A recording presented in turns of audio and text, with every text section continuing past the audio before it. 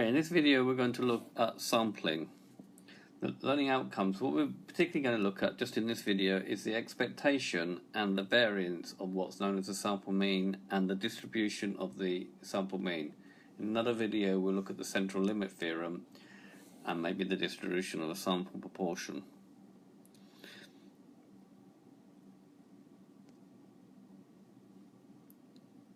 Sample statistics. When you are trying to find out information about a population, it's sensible to take random samples and then consider the values obtained from them. It is therefore useful to know how these sample values are distributed.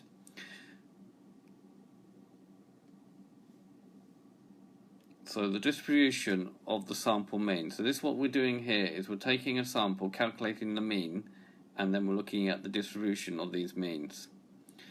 Imagine carrying out the following procedure. Take random samples of n independent observations from a population. Note the finite population. Sampling should be replacement to ensure that the observations are independent. Calculate the mean of these n sample values. This is known as the sample mean. Now repeat the procedure until you've taken all possible sample size n, calculating the sample mean of each one. From the distribution of all sample means, the distribution that will be formed is called the sampling distribution of means. And what's interesting is to know how that's actually distributed. Once you begin to realize that there is a standard deviation of these sample means, and this is going to be the variance divided by n, but take the square root of. It's normally written as the standard deviation divided by the square root of the sample size. This is known as the standard error of the mean. The mean of the sampling distribution is the same as the mean of the population. The standard deviation of the sample distribution is much smaller than the population, since the variance has been divided up by sample size. This implies that the sample means are more clustered around the population mean than the population values are. In fact, the larger the sample size, the more clustered they are, as we should see in the following diagrams drawn with GeoGebra.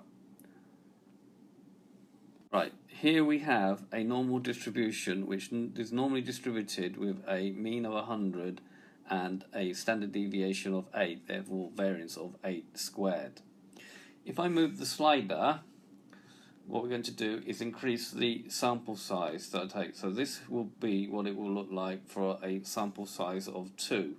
So I keep taking out samples of 2, calculate the mean, and then look how those means are distributed. They will also be normally distributed with this. Actually, it will be the same mean, and the standard error would be 8 divided by root 2. So the parameters of the normal distribution will be 100, 8 squared divided by 2. Because the sample means are normally distributed with a mean and with a variance of sigma squared divided by n. If I increase the sample size, you can see that the distribution becomes more clustered.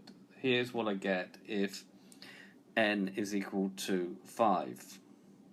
So this will be x bar is normally distributed with 100 mean and a variance of 8 squared divided by 5. So what happens is the variance changes, and I can keep doing this, and the bigger the sample size, the more clustered around the mean it becomes.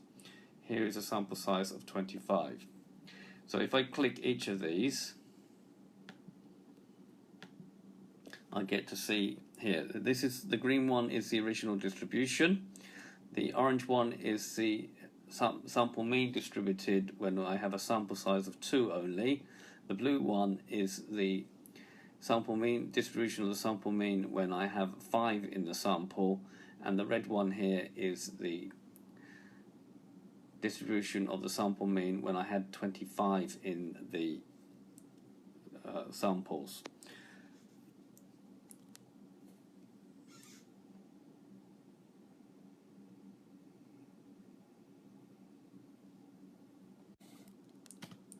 So if I've got a distribution X which is normally distributed with a mean and a variance sigma squared, a mean mu and a variance sigma squared, then the sample mean is distributed normally as well with a mean of mu and a variance of sigma squared over n. If I want to find the standard deviation, it's going to be sigma divided by the square root of n.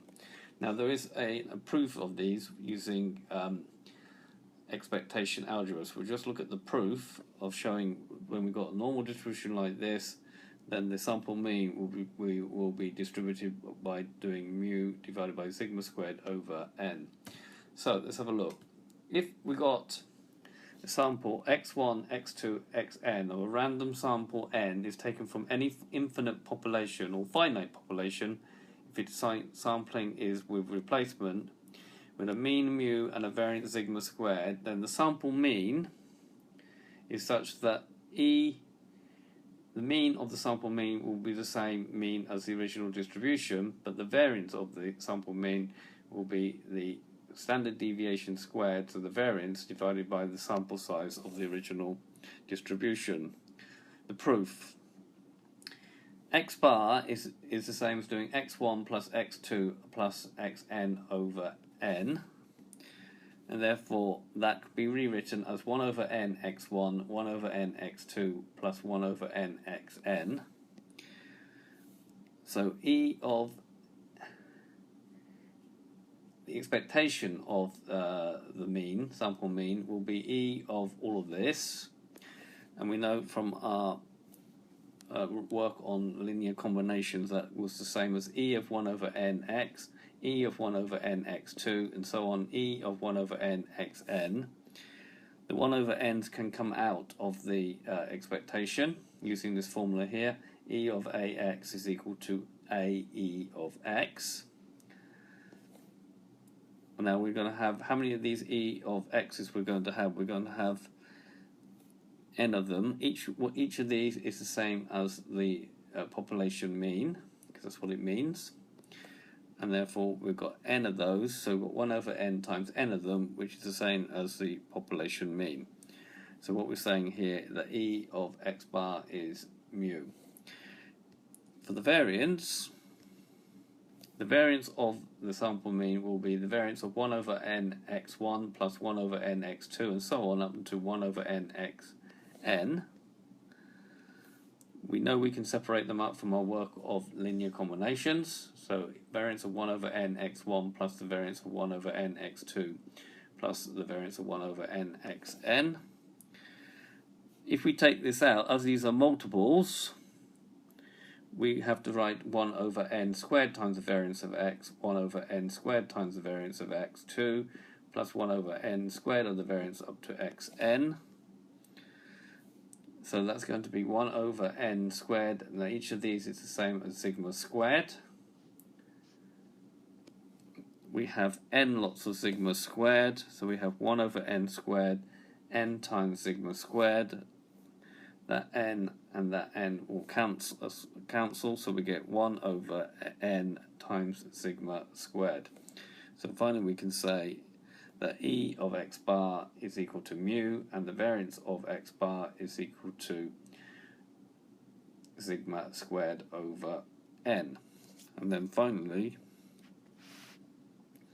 we could say this.